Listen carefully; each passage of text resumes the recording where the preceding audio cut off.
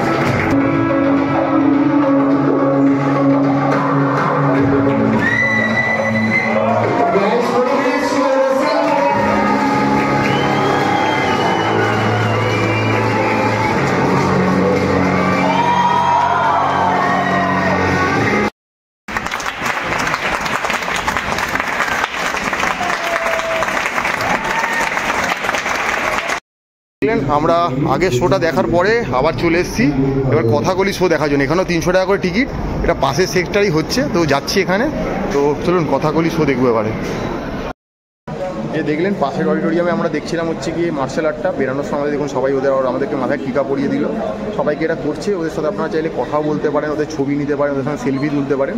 আমাদের হাতে সব করার সময় ছিল না, কারণ আমাদের তার পরের শোটাই ছিল হচ্ছে গিয়ে এই কথাকলি ডান্স। এই কথাকলি ডান্সের এখানে চলে এসেছি। তো এবার এটা দেখবো, একটা দেখলাম, ব্যাক টু ব্যাক দুটোই দেখছি। যে দেখতে পাচ্ছেন এটা টিকিটও রাখা রয়েছে হাতে, 300 টাকা করে। এটাও পড়েছে, ওটাও 300 টাকা, এটাও 300 টাকা। দেখুন এখানটা অনেকটা সিনেমা হলের মতো একটা স্টেজ করা আছে, মানে যেরকম ঠিক থিয়েটারের ক্ষেত্রে হয়। আর এখানে দেখুন এই বসার জায়গাটা রয়েছে যেমন থাকে, এখানে সব এরকমই চেয়ার দেওয়া রয়েছে, প্রত্যেকটা চেয়ারে নাম্বারিং করা রয়েছে। তো আমরা এসে আমাদের নাম্বারের চেয়ারে বসে গেলাম, তাই অসুবিধা কিছু হবে না। আপনার নাম্বারিং, আপনি আপনার চেয়ারেই বসবেন, আগে আসুন পরে আসুন, কোনো অসুবিধা নেই। দুজনকে দেখতে পাচ্ছেন, দুজন রয়েছে, এরা হয়তো বাদ্যযন্ত্র বাজাবে। আর যারা পারফর্ম করবে তারা হয়তো ভেতরে রয়েছে, মেকআপ রেডি হচ্ছে, আসবে এক্ষুনি। তো ওই শো থেকে দেখেই মোটামুটি সব লোক আসছে। এই শো কিন্তু হাউসফুল হয়ে যাবে একটু পরে, মানে এগুলো সবসময় হাউসফুলই চলে, প্রত্যেক দিনে দুটো করে হয়, কথাকলি আর মার্শাল আর্ট দুটো কম্বাইন করেই হয়। এখানে তো আমি নেই, টুর একা, আমার সাথে ম্যাডামও রয়েছে। তো আমার তো ভালো লাগছেই, এগুলো দেখবো বলেই এসেছি। তো এবারে ক্যামেরা ঘোরাচ্ছি ম্যাডামের দিকে, ম্যাডাম বলবে ম্যাডামের এক্সপিরিয়েন্স আগেরটার কেমন ছিল আর এটা নিয়ে কিছু বলবে হয়তো। তো কেমন লাগলো আগেরটা মার্শাল আর্ট? খুবই ভালো লাগলো, একটা অন্য জিনিস দেখলাম, একদম আমাদের দেশেরই সংস্কৃতি, যে জিনিসটা 3000 বছর পুরনো একটা জিনিস দেখলাম, যে জিনিসটা সময়ের সাথে সাথে লুপ্তপ্রায় অবস্থা দাঁড়িয়ে আছে। তো সেটা দেখলাম, খুবই ভালো লাগলো। তো এখন আমরা তো দাঁড়িয়ে এখানে এসে বসেছি গ্যালারিতে, কথাকলি দেখবো বলি। কথাকলি নৃত্যটা যদিও এখনও ভারতবর্ষের সংস্কৃতির সাথে ওতপ্রোতভাবে যুক্ত, এবং ভারতবর্ষের বিভিন্ন জায়গায় কথাকলি নাচ শেখানো হয়, তার পারফরমেন্স হয়, নানা রকম হয়, আমরা দেখতেও পাই। কথাকলিটা হচ্ছে কেরালার, এটাও একটা খুব প্রাচীন, কেরালার থেকে অরিজিনেট হওয়া, আর 300 বছরেরও পুরনো। এই নাচটাও 300 বছরের পুরনো। বেসিক্যালি এখানে নানা রকম মুদ্রা ইউজ করা হয়, যেমন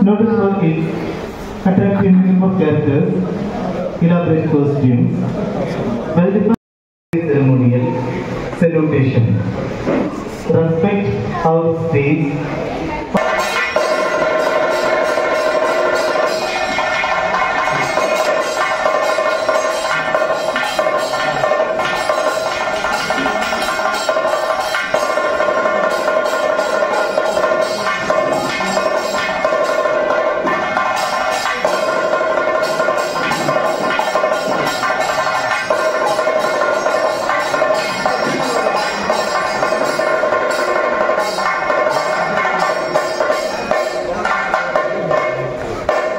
In Kathakali,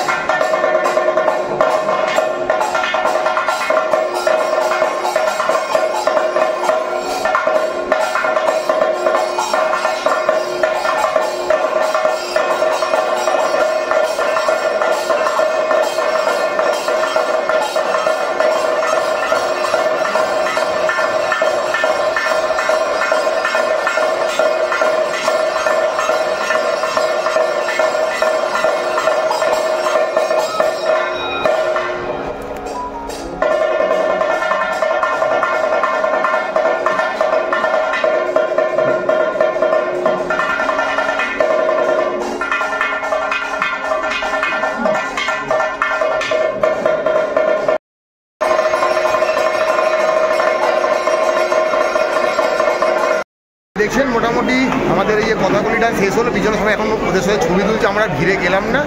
তো কিরকম এক্সপিরিয়েন্স প্রথমবার দেখে? ভালো।